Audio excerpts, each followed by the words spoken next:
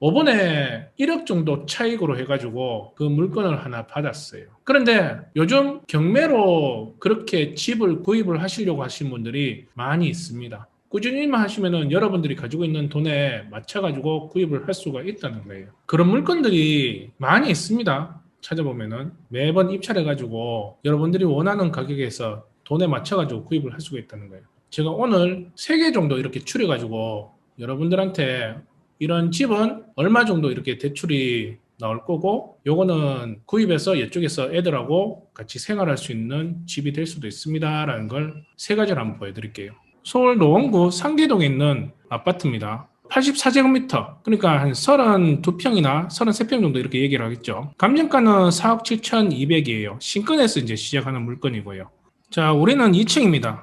그러니까 저층 위주로 한번 보면 되겠죠. 1층을 산다고 해도 6억 5천에서 어느 정도 깎이는지 한번 시세 조사를 해보면 될 것 같고요. 그리고 최근에 이 33평이 거래되는 거는 7층이 7억에 거래가 됐어요. 그리고 KB 시세로 보면은 일반 평균 그 KB 시세가 6억 2천 정도 이렇게 얘기를 하네요. 그러면은 내가 지금 그러면 여기에 대출이 40% 정도 이렇게 나온다. 2억 5천 정도 선에서 나와요. 배우자하고 내 연봉이 7천만 원 이하다 그러면은 3억 천 정도는 또 대출이 나올 수가 있다는 거예요. 그러면은 나는 지금 2억 5천 정도 선에서 대출이 나오니까 내가 가지고 있는 돈으로 이렇게 본다라고 하면은 7천만 원 이하의 연봉이라 그러면은 5억에서 5억 5천까지의 입찰가를 선정을 할 수가 있다는 거예요. 지금 신권 가격이 4억 7,200입니다. 이게 지금 매물 나와 있는 게 6억 5천인데 5억에서 5억 5천 정도 이렇게 적으면은 이건 낙찰이 될 수 있을까요? 그런 생각하지 마시라고요. 입찰가는 기술이 아닙니다. 운입니다. 운. 내가 가지고 있는 돈은 취득세까지 다 포함해가지고 이 정도밖에 없어. 그러면 대출을 냈을 때에 내가 적을 수 있는 가격은 그게 입찰가입니다. 그 맞춰가지고 꾸준히 이렇게 던지는 거예요. 그래서 만약에 5억 5천에 정도 낙찰을 했다 그러면은 시세보다 저렴하게 이렇게 구입을 해가지고 들어갈 수가 있다는 거죠.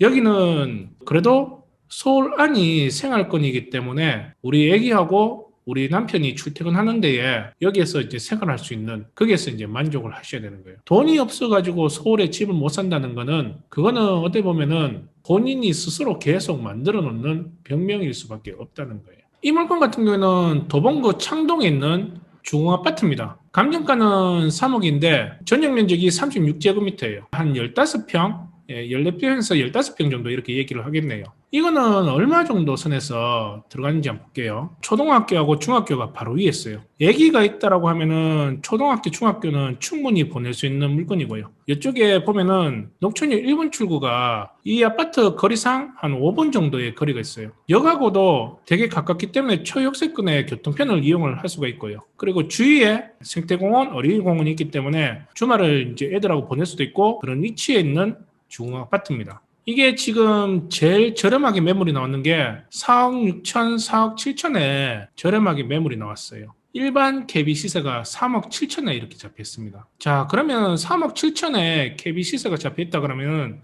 대출은 얼마 정도 선에서 나올까요?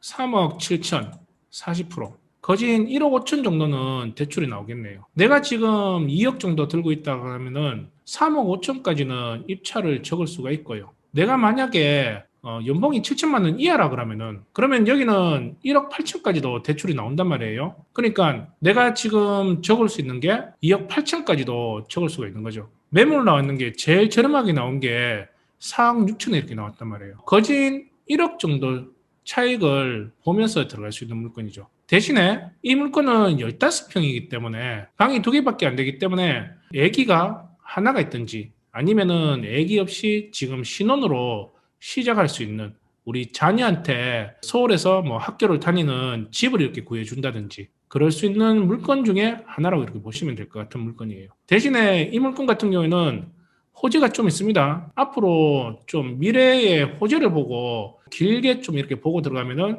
이쪽 교통편에 의해 가지고 가격대가 또 한 번 더 올라갈 수 있는 기대할 수 있는 그런 물건 중에 하나라고 보시면 될 것 같아요. 이 물건 같은 경우는 도봉구 방학동에 있는 우성 2차 아파트입니다. 감정가는 3억 8,300이고요. 여기는 84제곱미터니까 이거 역시도 한 32평이나 33평 정도 이렇게 얘기할 수 있는 물건이겠네요. 3억 8,300에 시작하는 신건인 물건이고요. 임차인이 전입 날짜가 19년 4월 3일입니다. 소멸 기준은 15년 3월 20일이고요. 소멸 기준이 15년도고 전입 날짜가 19년도이기 때문에 당연히 대항력은 높겠죠. 그런데 여기는 지금 보증금이 배당 신청을 했기 때문에 최우선 변제로 먼저 배당이 될 거예요. 3,200만 원을 먼저 받았기 때문에 나머지 300만 원을 못 받는 거는 배당 순서에 의해 가지고 받든지 못 받든지 그렇게 결정이 될 거예요. 일단은 3,200만 원을 보증금을 받아가기 때문에 얘를 명도하는 데에서는 크게 어려움은 없을 거예요. 명도 확인서를 우리가 떼줘야지 얘가 배당을 받아가기 때문에 협조적으로 나와야지 이 배당금을 빨리 받고 나갈 수 있는 여건이 되는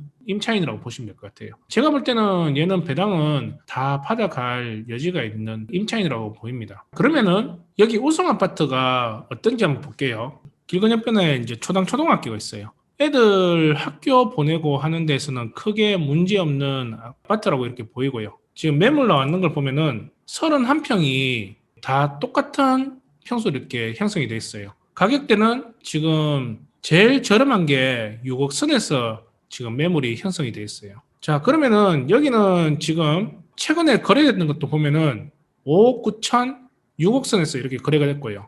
그리고 KB 시세 같은 경우에도 일반 평균 KB 시세가 5억 3,500에 지금 KB 시세가 형성이 됐어요. 자, 그러면은 이거는 대출이 얼마 정도 이렇게 나오는지 한번 볼게요. 5억 3,500, 40%라고 하면은 2억 1천만 원 정도 대출이 나오네요. 그리고 이게 50% 정도 이렇게 대출이 나온다라고 하면은 그러면은 2억 6천만 정도 이렇게 대출이 나오겠네요. 내가 지금 배우자하고 연봉이 7천만 원 이하라 그러면은 한 2억 6천 정도에서 대출이 나온다. 그게 아니라 그러면은 한 2억 천에서 대출이 나오겠구나라고 이렇게 생각을 하셔야 되는 거예요. 내가 지금 가지고 있는 돈이 내가 2억 5천 정도 있다라고 하면은 그러면은 내가 적을 수 있는 거는 4억 6천 정도 이렇게 적을 수가 있는 거고요. 내가 만약에 대출이 50% 이렇게 나온다라고 하면은 5억 초반대에서도 이렇게 적을 수가 있는 거예요. 내가 지금 시세를 차익을 보는 거는 1억에서 1억 5천 정도 사이로는 내가 시세 차익을 보고 들어갈 수 있는 물건인 거죠. 물론 여러분들이 가지고 있는 돈에 맞춰 가지고 입찰가를 선정을 하셔야 되는 거예요. 낙찰이 된다라고 하면은 1억에서 1억 5천 정도는 차익을 기대하면서 거주해서 나중에 차익을 실현할 수 있는 그런 물건으로 이렇게 보입니다. 이거 말고도 좀 많아요. 물건만 이렇게 얘기하면은 그러니까 오늘 세 가지만 이렇게 물건을 비교하면서 그리고 여러분들이 가지고 있는 돈에 맞춰가지고 그럼 나는 얼마 정도의 입찰가를 선정을 하면 되겠구나라는 걸 여러분들한테 알려드리고 싶었어요. 이번 주에 그때 얘기했던 그분이 걱정하는 거는 앞으로 이제 서울 같은 경우에는 폭락하지 않을까요? 라고 하는 이 말은 너무 그런 얘기에 귀를 기울일 필요는 없다는 겁니다. 내가 살고 있는 이런 집들 같은 경우에는 저렴하게 사면 돼요. 저렴하게 산다고 해도 내가 샀던 가격에서는 절대 손해보지 않습니다. 저는 그렇게 이때 동안 투자를 했었고. 그런데 이 폭락이라는 게 그렇게 쉽게 오는 건 아니에요. 그러니까 세계적인 이 경기 침체가 이렇게 오는 거. IMF 같은 경우는 우리 지금 외환 보유고 때문에 터졌는 현상이죠. 금융위기 같은 경우는 지금 미국발로 해가지고 전 세계가 이렇게 같이 침체되는 상황이었단 말이에요. 지금 같은 거는 코로나가 이제 이렇게 있죠. 근데 이 코로나가 이렇게 왔는데도 지금 또 대외 경기가 전부 다 좋은 건 아니지만 그래도 유지를 하면서 지금까지 이렇게 버텨왔단 말이에요. 그런데 지금 미국이 금리를 한번 올린다고 해가지고 이게 폭락이 오느냐. 그거는 사실상 좀 힘들다고 이렇게 생각이 들어요. 공급이 그 지역에 얼만큼 많이 풀렸느냐를 이제 생각을 해보셔야 되는 거예요. 그런 지역은 지금 대한민국 안에 없는 건 아닙니다. 그런 지역이 몇 군데 있어요. 그런데 서울 같은 경우에는 본인이 서울을 고민을 이렇게 하신다라고 하면은 서울 같은 경우에는 앞으로 5년까지는 서울은 가격대가 폭락할 일은 저는 없다고 생각이 듭니다. 지금 보합에서 조금씩 예전처럼 이렇게 쳐올라가지는 못하겠지만 조금씩이라도 올라갈 환경이지 폭락할 환경은 아니라고 생각이 들어요. 아니라는 생각이 드니까 여러분들이 내가 그래도 집을 한 채를 구입을 한다라고 하면은 지금 저렴하게 살 수 있는 일반 매물로 내가 구입을 하면은 내가 지금 가지고 있는 돈으로는 언감생신이지만 경매로 입찰을 꾸준히 하시다 보면은 여러분의 돈에 맞춰가지고 충분히 구입을 할 수 있는 집은 지금 현재 있다라는 걸 항상 염두를 해줬으면 좋겠어요. 어떻게 보면은 지금이 더 저렴하게 살 수 있는 지금 시기인 것 같습니다. 비관적인 얘기를 이렇게 많이 해주는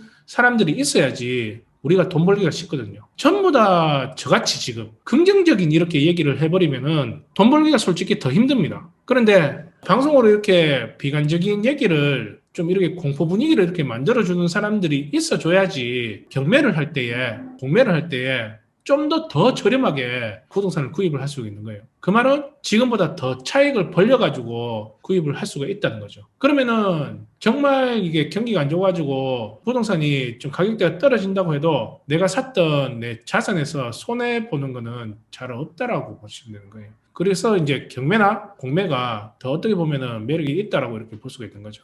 궁금한 거 있으세요? 또 다음 주에 다른 또 얘기로 여러분들하고 만나는 시간을 가져볼게요. 오늘 수고하셨습니다.